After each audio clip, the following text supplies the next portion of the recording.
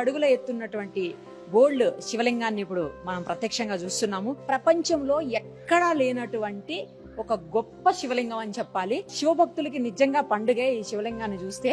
Real gold తో తయారు చేసినటువంటి శివలింగం. శివయ్య భక్తులే కాదు, దేవుడంటే భక్తున్న ప్రతి ఒక్కరూ కూడా ఒక్కసారైనా చూసి తీరాల్సినటువంటి గొప్ప శివలింగంగా చెప్పొచ్చు. ఎప్పుడు ప్రతిష్ఠించారండి శివలింగం గురించి స్పెషల్స్ ఏంటి చెప్పండి. 2017 బాబావారి శతాబ్ది కారణంగా 3 అడుగుల బంగారు శివలింగాన్ని సిద్ధగురు శ్రీ రమణానంద మహర్షి వారు ప్రతిష్ఠించారు. ఈ అభిషేకం చేసిన ప్రతి ఒక్కళ్ళు కూడా చాలా హ్యాపీగా ఫీల్ అవుతారండి. ఎందుకంటే చూడడంలోనే ఎంతో ఆనందం ఉంటుంది. అట్లాంటిది అభిషేకం చేస్తే ఇక వాళ్ళ తన్మయత్వం అనేది చెప్పలేము. దీనివల్ల వచ్చే ఫలితాలు కూడా చాలా ఎక్కువ ఉంటాయండి. ముందు మెయిన్గా ఎందుకు చేస్తారంటే మనశ్శాంతి ఒకటి, డబ్బులు ఫుల్గా వస్తాయి. మనం ఆల్రెడీ ఇందాక స్వర్ణాకర్షణ భైరవం చూసాము. ఈయన మొత్తం బంగారంతో చేశారు కాబట్టి ఈయన కూడా మనకి ఫుల్ ధన ప్రాప్తి వస్తుంది, అష్టైశ్వర్య ప్రాప్తి వస్తుంది. ధనంతో పాటు అష్టైశ్వర్యాలు కూడా వస్తాయి అన్నమాట. అండ్ ఇంకొకటి ఏంటంటే మన బుద్ధి కుశలత పెరుగుతుంది, అంటే బ్రెయిన్ కూడా చాలా షార్ప్ అవుతుంది. పిల్లల్ని వచ్చి మనం అభిషేకం చేయించుకున్నాం అనుకోండి, వాళ్ళ బ్రెయిన్ చాలా షార్ప్ అయ్యి మంచి చదువులు బాగా వృద్ధి పొందడం ఇలాంటివన్నీ ఉంటాయి. అభిషేకం చేయించుకోవాలంటే ముందుగా బుక్ చేసుకోవడం అట్లా ఏమన్నా ఉంటుందండి? వచ్చి చేసుకోవచ్చు అండి, ఇక్కడ వచ్చి చేసుకోవచ్చు. టికెట్ ఎంత ఉంటుందండి? ఇది 500 రూపీస్ పర్ హెడ్ ఉంటుందండి. పాలు వాటర్ ఇస్తాం, తెచ్చుకోవచ్చా? ఇక్కడే ఇస్తాం, మేము ఇస్తాం. తాకనిస్తారా విగ్రహాన్ని? హ్యాపీగా మీకు అదే ఇక్కడ స్పెషాలిటీ ఏంటంటే వేరే చోట్ల మనం అభిషేకం చేయడానికి ఉండదు, తాకడానికి ఉండదు. ఇక్కడ అభిషేకం అదే ఒకటే అలాంటి. సో ఇక్కడ మనకి అభిషేకం మనమే చేసుకుంటాము, శుభ్రంగా మనం తాగి శుభ్రంగా ఆ నీళ్ళు కూడా మన తలపైన చల్లుకోవచ్చు, ముట్టుకోవచ్చు, దండం పెట్టుకోవచ్చు. చాలా ఇదొక స్పెషాలిటీ. ప్రతి ఒక్క శివలింగం అంతేనండి. చూసారు కదా, శివలింగాన్ని మన చేతితో మనం తాకవచ్చు. ఇంతకంటే గొప్ప అనుభూతి ఏది ఉండదని చెప్పాలి. మనం చాలా తక్కువ సందర్భాల్లో తక్కువ శివలింగాలను మాత్రమే చేతితో తాకుతాము, అభిషేకం మనం స్వయంగా చేసుకుంటాము. బట్ ఇక్కడ ఈ శివలింగాన్ని మనమే తాకుతూ మనమే అభిషేకం కూడా చేసుకునేటువంటి అవకాశం ఉంది. అసలు 2 కళ్ళు సరిపోవట్లేదు చూడ్డానికి. నిజంగా ఎంత బాగుందంటే ఇది చూసేందుకన్నా ఒక్కసారి రావాలి కంపల్సరీ. చాలా చెప్పారు ఆవిడే. ఇప్పుడు పిల్లలకి బాగా బ్రెయిన్ అలాగే డెవలప్ అవడానికి, తర్వాత మనలో నాలెడ్జ్ పెరగడానికి, ఇంకా మస్తుగా డబ్బులు రావడానికి, అన్నిటికీ కూడా కంపల్సరీ విజిట్ చేయండి, అభిషేకం చేయించుకోండి. అప్పుడు మీకు అంతా మంచి జరుగుతుంది.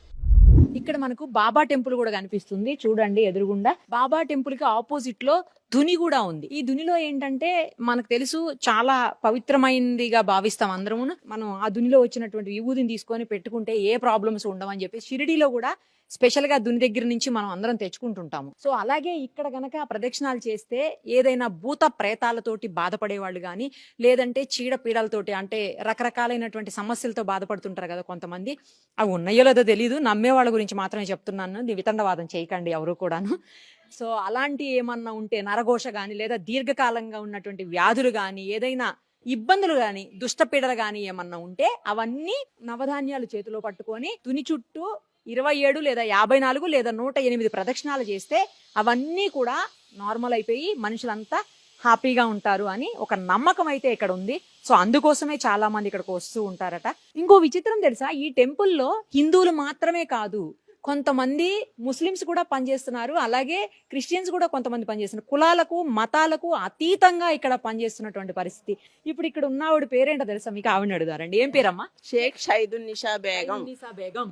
మరి ఇక్కడ గుడిలో పనిచేస్తుంటే ఏమనట్లేదా మీ వాళ్ళు? ఎందుకు మా వాళ్ళు ఎవ్వరు ఏమనరు. నేను ముస్లిమ్స్ కూడా బాబా హారతికి ఇంట్లోకి తీసుకొస్తాను, నాకు లేని అభ్యంతరం మీకెందుకు, నా ఇంట్లో ఉన్నాడు, నమ్ముతావా, నా గురువు దగ్గరికి రా, నీకు ఆత్మదర్శనం అల్లాని చూపిస్తాను, ఛాలెంజ్ చేస్తున్నా, వస్తారండి చక్కగా.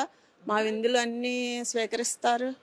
ఇది రంజాన్ నెల ఇఫ్తార్ విందు ఇస్తాం అక్కడ, మా పిల్లలు ఇస్తారు, మా పిల్లలు అన్ని చేస్తారు. మా నాన్న అందరికీ ఉర్దూ వచ్చు, నాకు తప్ప. లేదు, పెనుగొండ కన్యకా పరమేశ్వరి ఊరు ఉంది కదండి, అక్కడ మా నాన్నగారు పనిచేసేవారు. అంటే నేను బాబాని, నాకు ఆత్మదర్శనమైన గురువు అంటావు, నాకు ఎట్లా లభిస్తాడు, ఇంట్లో నుంచి నేను బయటికి వెళ్ళను, ఎట్లాగా ఎలా కనుక్కోవాలి నేను అంటే, నాకు ట్యాంక్ బండ మీద బాబా స్వామీజీ ఫోటో చూశాను అంతే.